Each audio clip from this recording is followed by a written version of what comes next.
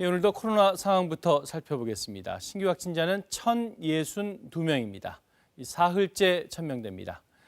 이 가운데 70% 이상이 수도권에서 나오고 있습니다. 거리 두기가 강화된 지 열흘이 지났지만 확진자는 오히려 700명대로 더 많아졌습니다. 지역 상황도 좋지 않습니다. 제주에서는 사우나발 연쇄 감염이 확산되고 있습니다. 하루에 20명 넘게 확진 판정을 받았는데 시장 상인과 관광객들이 많이 찾던 곳이라서 당국이 긴장하고 있습니다. 경북 상주의 선교시설에서는 최근 종교 행사가 열려 500여 명이 참석했는데 이 가운데 확진자가 나와서 집단 감염이 우려됩니다. 병상 부족 상황도 갈수록 심각해지면서 병상 배정을 기다리다 숨지는 경우도 잇따르고 있습니다. 문제는 병상을 계속 늘리고는 있다고 하지만 확진자 증가세를 쫓아가지는 못하고 있다는 겁니다. 집에서 이틀째 대기하는 확진자가 서울에서만 200명을 넘었습니다. 구경하 기자입니다. 서울의료원에 설치된 컨테이너식 이동병상 48개는 오늘 환자 받을 준비를 마쳤습니다. 서울시립서북병원에도 이동병상 42개를 추가 설치하기 시작했습니다.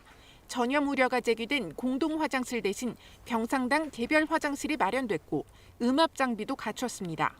병상을 기다리던 환자가 숨진 데 대해선 공식 사과했습니다. 깊은 애도를 표하고 또 무거운 책임감을 또 통감합니다.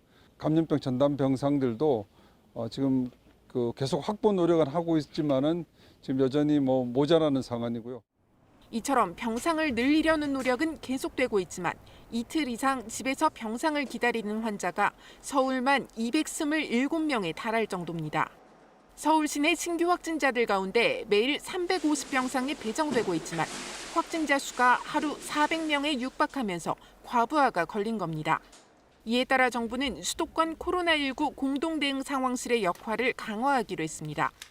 환자 전원을 담당하는 공보위를 2명 더 배치하고 병상 배정 인력도 10명 늘리기로 했습니다.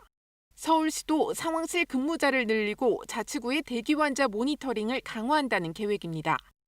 중증 환자를 위해 서울 아산병원이 3개 병상을 늘리고 세브란스와 건국대병원도 4개 병상을 제공하기로 하는 등 민간 병원의 협력도 이어지고 있습니다. 확산세는 오늘도 꺾이지 않고 있습니다. 비대면 예배를 한 뒤 모임을 한 성북구의 교회에서 16명이 확진되는 등 서울에선 사상 3번째로 많은 398명의 확진자가 발생했습니다. 수도권 임시선별검사소에서는 지난 나흘 동안 7만 1,000여 명을 검사해 170명의 확진자를 찾아냈습니다. KBS 뉴스 구경호입니다.